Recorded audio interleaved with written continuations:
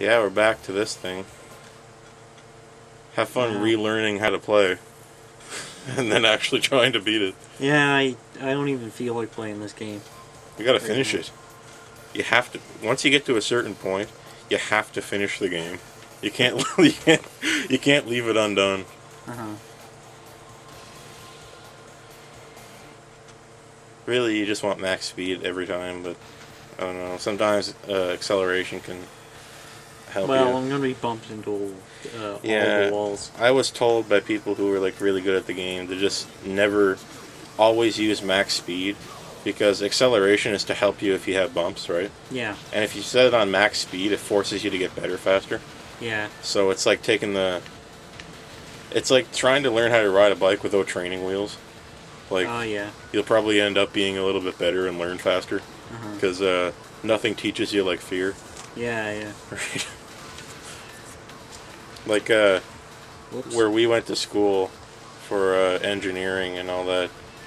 Uh, there was no safeties on that boiler for students to use it. Yeah. So, like, I remember we asked the instructor, like when we first started, was like, "Is there anything different about that boiler there that makes it safer or something for students?" And there's nothing. It's exactly the same boiler. Yeah. And then he said, "Nothing teaches you like fear." I was like, "Oh, Oh, that's a. How many times do you say that every year? he probably said it every time." But yeah, it's true. Like,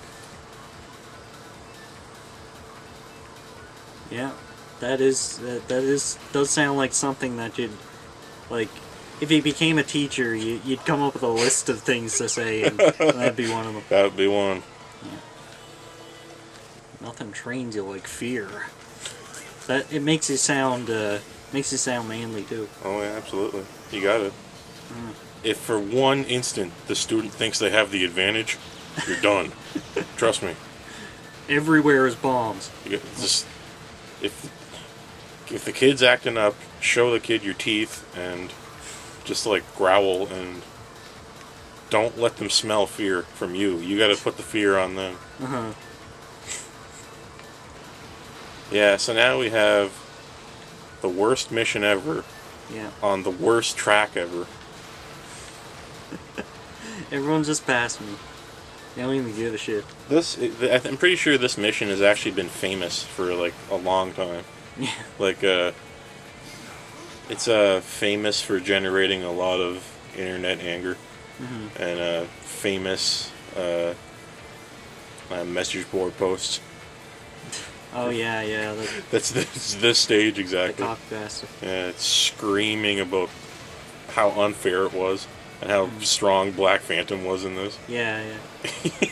Well, he's He has, like, always a- in front. He has perfect AI and the strongest possible vehicle, and he never screws up once. Uh-huh. Ugh, goddamn. I heard this before, and it is true. It rings true the more I realize about it. AI development in games hit a certain point, like maybe about 15 years ago, where it's actually easier to make the AI good than it is to make it realistic. Yeah. Like, it's easier to make AI now, and it has been for a while. It's easy to make AI that knows exactly what to do all the time, and will be perfect and knows how to punish every single thing you do. It's Yeah. actually easy, right? It's hard to make it seem fair. Yeah. That's what makes AI hard. So AI usually starts off smart, and then they try to make it stupid. No, that's how I know. now it usually works today, right? But like for example, in Demon Souls, you can tell immediately. This is the first Souls game, by the way. A lot of people just know about Dark Souls, which Dark Souls 3 is coming out soon. But the first game, Demon Souls, in the PS3, Yeah. all the enemies have good AI in that they're stupid, kind of, Yeah. but yet you can understand why they're stupid because they're like animals. Yeah. But then you fight old King Doran. Did you fight him? Yeah. It's obvious, and I think the developers mentioned it too, that they took off the stupidity for that fight. He doesn't have the stupid programming that all the other AIs have. He knows exactly what to do all the time, and he Yeah. does not let up for the entire fight. It's just one of the hardest fights in Souls games. Was the old king. in Demon Souls. Oh my god. Well, I mean, if your game has good combat, then if your AI is quote unquote good, then it just makes for a worse game. Yeah. Really, because if you can't avoid every attack, then it's not really good combat. Yeah. And if That's the right. enemy is able to do that, then it's not good AI. That's right. Yeah. I wonder what Demon Souls would be like if they turned off the stupid on every AI character. Hmm. So they were all like the old king. They just waited for you to slow down for an instant and then had perfectly timed their strong attack. Yeah, yeah. Perfectly timed every time. Oh my god. Well, it wouldn't be fun, but it was. I guess it would be. I do think the games need more bosses like that, because like it'd be interesting having a boss that knows how to roll and having to learn how to punish the rolls. That's what I loved like in a about. fighting game or That's what I something. loved about Bloodborne, because you fight hunters in that game that are just Yeah. like you, Yeah, the hunters are really good fights. who do everything you can do and have equipment that you can actually get. Yeah, It's interesting.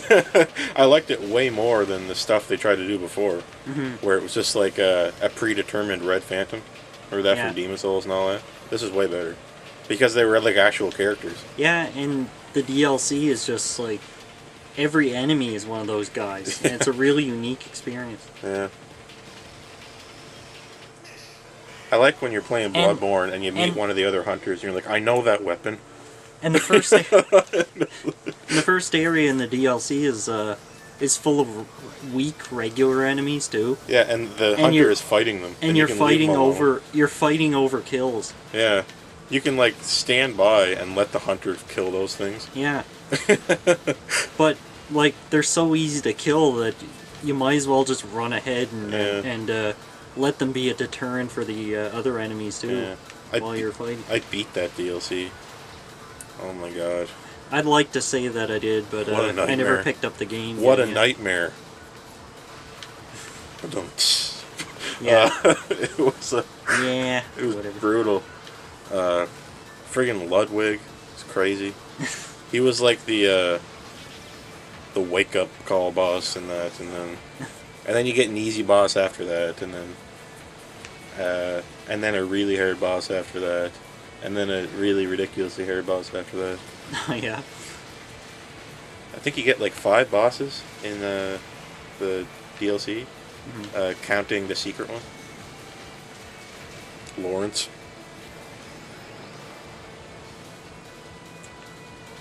Dark Souls 3's coming out soon. Yeah, it's coming out on the 12th, but it's so weird because everyone's already talking about it. Yeah, Because Dark Souls 3 had the weirdest release I've seen in a long time. It came out in Japan, right? Like 2 weeks ago. yeah. And the problem was, on the Xbox One, you can buy the Japanese version. You can download it. Oh and yeah. then set it to English. Oh what? Yes. I never Everyone's- heard about that. Yeah, everyone. I thought everyone was just buying the Japanese. version. No. Did you watch any of the videos people made? It's in English. Holy shit. The English version is out in Japan. That's bonkers. What? It's retarded. The English version is out in Japan. I repeat, the English version is out in Japan.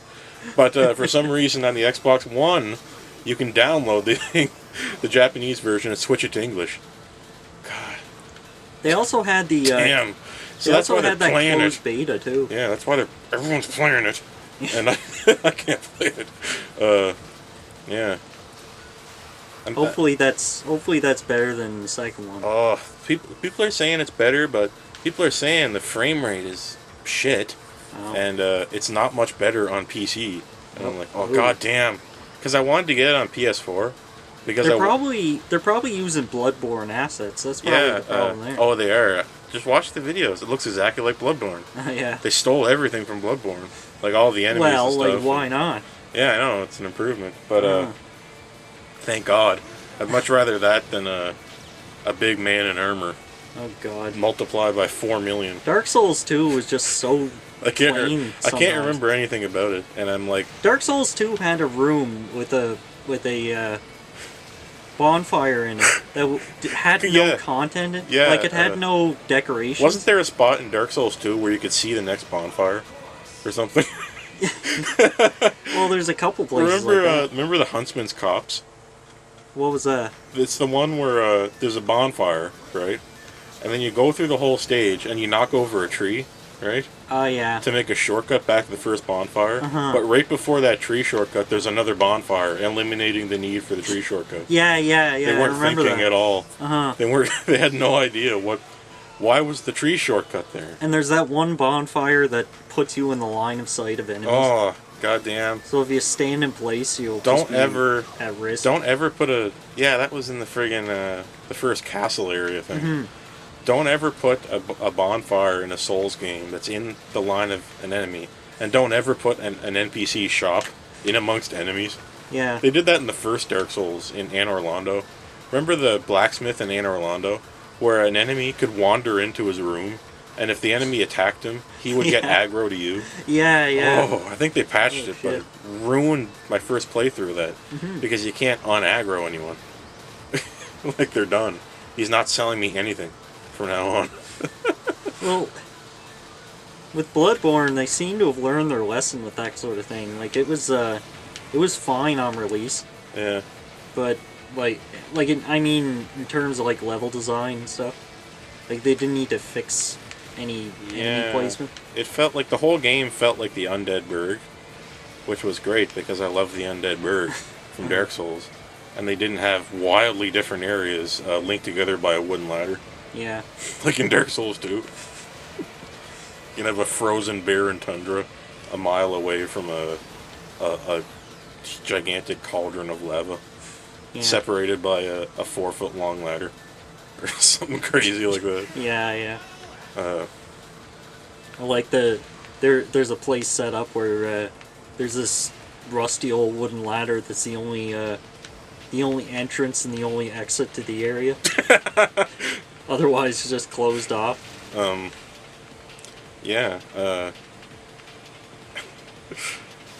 For some reason, whenever I'm playing a game and I go into a room that has no lighting, and it's it's perfectly square room, Yeah.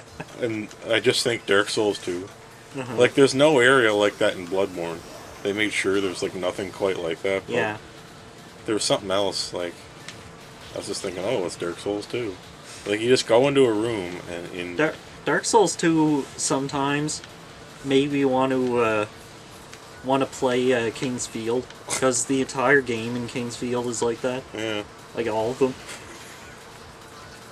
Like I played a bit of King's Field 4. It's an all right game. It has sort of a Demon Souls feel to it.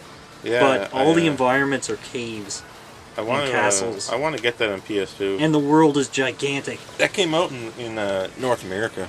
Uh-huh. I want to get that sometime on PS2. It's Dark Souls 2. Yeah. That's all it is, with worse combat. Yeah. So Dark Souls It's kind of 3. interesting. Dark Souls 3, people were saying, like, it keeps some of the stupid stuff from Dark Souls 2. Like, Oh yeah. it keeps the, Oh. I think it keeps the little gem things that you use to heal, Oh. but they're, like, while having Estus. Mhm. You can't have both. But they do, and I think it keeps, the stupid teleport anywhere right from the beginning. You know what I mean? Oh yeah. Uh-huh. I don't know why. Like, you might as well not. It worked fine in Bloodborne. Like, you have to unlock the next tombstone or something Mhm. in Bloodborne. Like, you can't go everywhere like you've been, like, but it's just, I don't know. Well. Dark Souls, the first Dark Souls game now, looks so whoops, different. shit.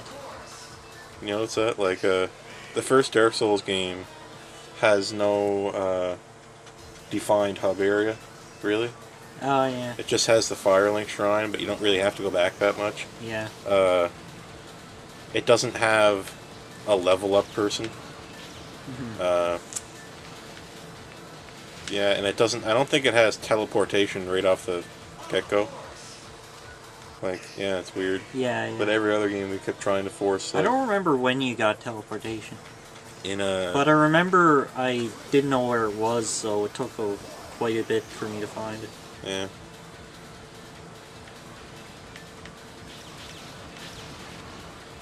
good when you have to go out of your way for everything.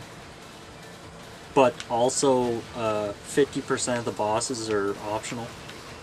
Yeah. That's a neat sort of like way of going about things.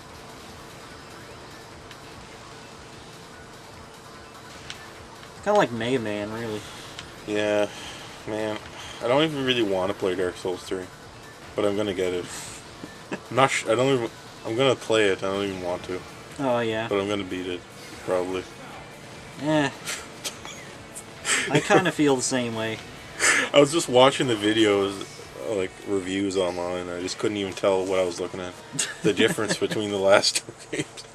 Oh man, it just looks Oh, the well.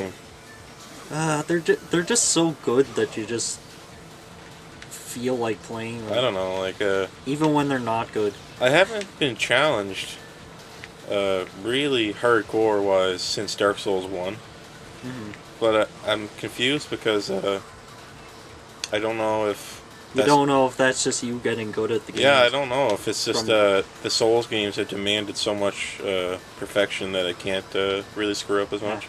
You're gonna get that good after playing anything for that long. I mean, they all control the same way, and collectively, it's probably about 400 hours you would have spent on all of them. I think I got like 200 some hours on Demon Souls. I got like 200 on Dark Souls 1, and I've got like 150 on Bloodborne, I think. Hmm. And I forget how much I had in Dark Souls 2, like 40 hours. Like I got over halfway done. I was like, eh, I didn't finish it. Where's the phone? Whoa! It's the fawn. The reporter is calling. The reporter is calling. Whoa. The newspaper is calling me right now. I wonder what that's about. Oh, I should answer it. Answer it. Do it. No, I can't do that on video. Whatever. I'm not gonna do that. I'm curious though. The reporter is calling. Yeah, I don't know. It's the newspaper's calling me right now.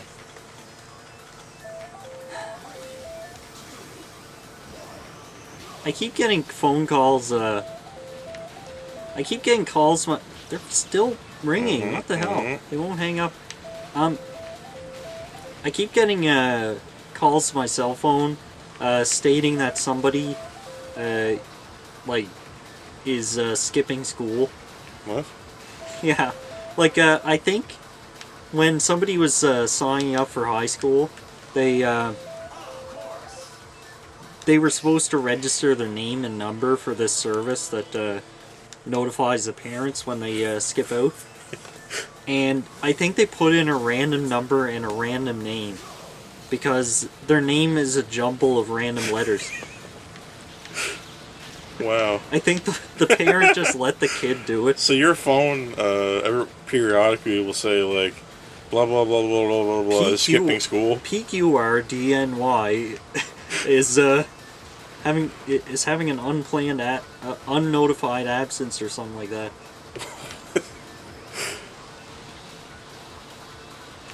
I like how and I've noticed this with a few things before too, is that phones are so eponymous and mandatory for humans now that you can create a system whereby you know where everyone is and it tells you when they're not where they're supposed to be. And like I knew a man I met before in town before where he said like he can turn off like his kids' cell phone plans as a threat Oh, if they do something wrong, and he gets notified when they do it on his phone or whatever, and he can turn it off and for them. And it's so weird. It's just because it's like those phones are those people. Like I can turn your life off. yeah. Oh God, no. It's like Pretty much. they're so important now that it's just like if you hack someone's phone, you're hacking their life. Ah, It's hard to really explain, but yeah. like I wonder will there ever come a time where people get paid in cell phone minutes for if they do a government sponsored state God. job, Yeah. and they're paying you with phone time, and you just go to work every day. And So you would have to get water from your cell phone too. you go to work, Electricity. and everyone is paid with phone time, and they just sit there at work supposedly just feverishly on their phone Gosh. 24/7. Yeah. Shut up! I'm working.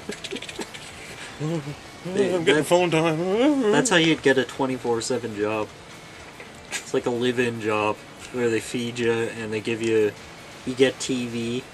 But Sometimes you have to work for your phone service. I think sometimes people give themselves live-in jobs without realizing it. The cell phone, the advent of the cell phone, has I think it's solely responsible for destroying people's off time. Like Oh yeah. because now, like, you have a cell phone, right? Yeah. You know that now the employer, you have no excuse to not be contacted by your employer now. Yeah. Do you know that there was a point in time where if you left on your weekend, they couldn't get you? Period. Well, I You ever mean, think about that? No, I know, and it's There and have been a times- a reasonable person, right, would answer Yeah. that phone, right, because they wanted to keep their job, yeah. right?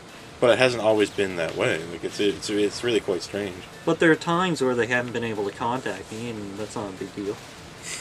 There's been times where they haven't been able to contact me because Because I've been here and I forgot my cell phone. because the phone was mysteriously I was off. working my second job. Oh, you have two jobs, dude. Yeah. This? Yeah. You don't even get paid. He does it for free. Well, I would say playing this level is less fun than my job. Did you ever tell anyone at your job that you do two jobs and just never said it was this, and you said it's volunteering? Doing community work. It's community service on YouTube. Well, like, I mean, This feels like community service. I made that April Fool's episode because I felt obligated to make one because I did it every other year. So I thought, you know Oh what? my I'm just God. gonna make something I love when out of obligation, yeah, pure I- obligation. You know, I said this before on the channel at some point. I was talking about how you can never have production value reduction. It always has to go up. So every little thing you do increased the production value. So now now next year you're gonna have to do the same thing. Like I still have to do you have to do it, but better. I still have to do the game of the year video thing, right? Yeah. Just because it was done every year before. Uh huh. And Oh, we it's- should do that this week, by the way. Yeah, we should. Yeah. Yeah. And it's just getting harder and harder. Just finish it. Yeah, it's just Fucking finish it. just do it live. Yeah. Just get it done. I already know what my game of the year is, and my problematic pick. I think you got it too, but yeah. Oh, don't spoil the No, I shouldn't. mood. No, hey, no, that's a teaser. Oh yeah. Okay. There. Oh It's not a social justice theme, thank God. no, it's It's the elements it's are different. there. It's close. There's an element there, Yeah. but it's really something else. Yeah. Yeah. I really want to That do would be- Vaporwave next year. That would be really butthurt, I think. Yeah. Like making a social justice theme for a I don't video know. game show. It's how to explain? I'm not buttered. It's just it's just the theme of what things are like now.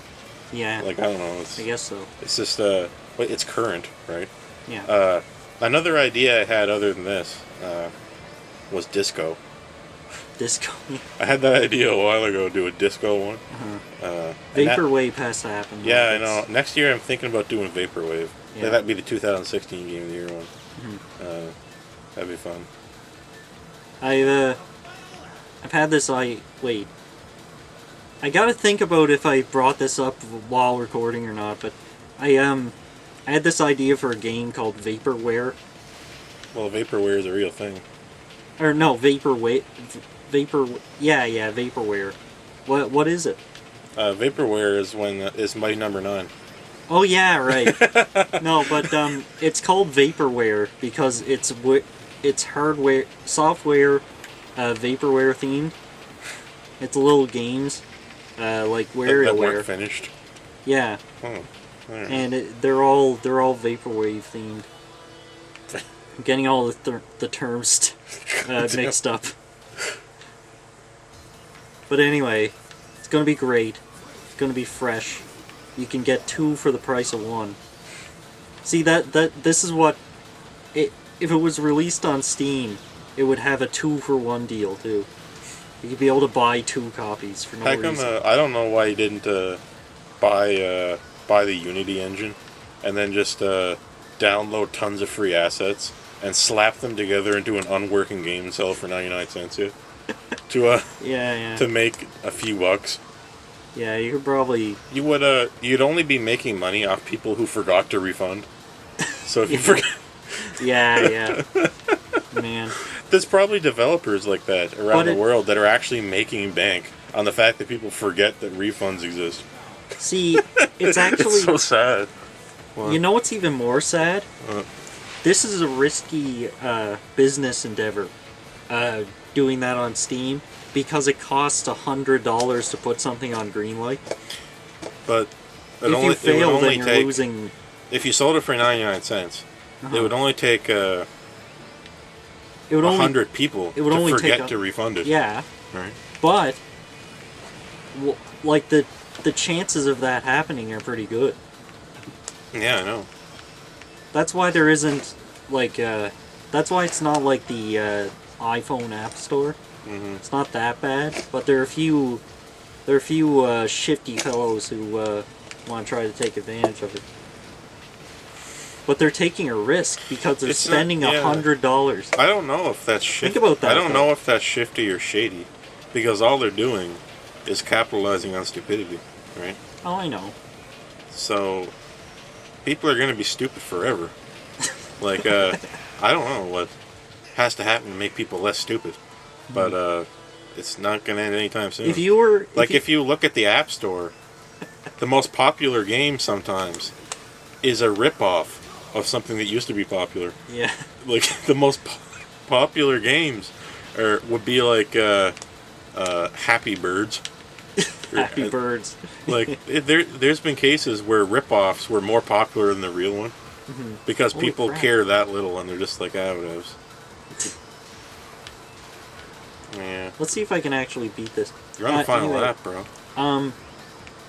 If you were like a business instructor at some community college, you'd probably say that every year. Yeah. People are going to be stupid forever. Yeah, like, how else am I supposed to explain it? Like, just go out there, take advantage of as many people as you possibly can, because they're going to continue to be stupid. I Yeah. don't know. You know, a fool and his money are easily parted. Ah, shit. Of course I wasn't going to make it. But, it's just because the easiest people to fleece right now are stupid people with phones. Right? Yeah. Kids. Yeah, Ubisoft and EA and the like are actually finding out. I think they found the limit to how much you can fleece console players. Like, because the law of diminishing returns kind of hit Assassin's Creed. Yeah. And Assassin's Creed Syndicate didn't really sell as well as the old ones. And they were coming out every year. And then they said they were taking a break this year. So that's just the market correcting itself, really, as far as I'm concerned. That's people saying, whoa, this is retarded, right? And they found that point, right? Yeah. It's going to be a while before people find the exact point to which you can no longer fleece phone users. Yeah. I don't know when that point's going to come.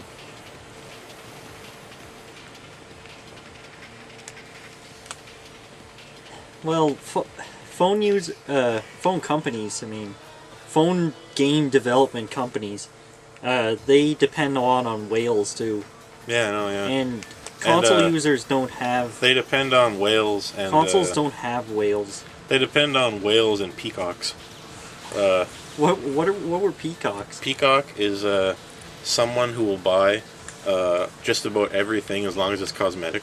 Oh. They buy cosmetic things. Oh, yeah, it's a Right? peacock. Yeah, so that's why you gotta have cosmetic items in your games. Because people found out that that's a better business tactic than trying to sell things that actually have to do with the game. And you have the added benefit of making people not get upset because they think it looks like you're paying to win, Yeah. right? So you can subvert the whole pay to win thing if you have tons of cosmetic shit, because as long as you can attract the peacocks, they'll always be buying hats and clothes and stuff. Oh, yeah. And people who are actually just trying to play the game don't care either way. So, Yeah. and then you have whales. Yeah. Right? Whales. A whale Whales just will buy. are so obsessed Yeah, that they'll a just whale. buy everything. A whale will buy every item in the game, and they'll be in the game sometimes for thousands of dollars. Yeah. Like people playing They'll Star play Citizen. it for thousands of hours. Everyone that's involved with Star Citizen now, everyone who is actually financially involved with Star Citizen, is probably a whale. Like Close to it, I yeah. personally know someone who's in that game now for about $2,000, Yeah. and it's not out yet. I know this guy. $2,000 probably into it, and it's still not out. Oh man. And there's also gambling too, or like the idea of like being rewarded for paying small amounts of money, like hoping to get like some of it back or something. Investing. Yeah, it's like an investment. Yeah. Like where some services like Steam trading cards and that kind of thing, you can make small amounts of money back. Yeah. And that's just another incentive. I can usually make enough Even money though it's back. too small to possibly be an incentive. I can usually make enough money back on Steam cards to buy at least one game on every Steam sale. It's pretty interesting. It's something. It's an effect on the psyche, kind of like gambling, but there's no real reward. Like you'll never make enough money to actually buy a AAA game by selling cards. Well, you could. You just have to wait about 5 years and sell every single card and Yeah. play the auction market thing on there Uh-huh. like crazy. You could maybe do it. Yeah. As long as the AAA game was on for like half off and you'd save cards for years and years and years. Oh yeah, auctions. Yeah. That's something I forgot about too. Like item auctions in MMOs. You can make money through that, and then there's the there's the possibility of selling the gold you make. Have you ever noticed, like watching television now, how many ads there are for just those isometric tower defense games Yeah. there are now? Like Game of War or something? They always have high production values. I know, the and commercials always have, celebrities. celebrities and stuff, and I'm like, wow, man. I'm like thinking to myself, man, you guys are making that game in China for like 10 cents per game, Yeah. and they crank it out of their sweatshops there, and then you sell the game over here, targeted at whales, Yeah. and then whales will get you all your money. So weird. Yeah, so it doesn't matter how much you spend on advertising, Yeah, because you spent nothing on the game, yeah. and you'll just make all of it back as long as you keep adding content, which is probably free on your side. I've never played one of those weird games, but Me they're so neither. popular now. Yeah. And they all look the same. If you look at the ads, it's just an isometric, RTS type game where you build a little city thing. Yeah. Ugh. Well, it's the appeal of SimCity and RTS games without all the gameplay.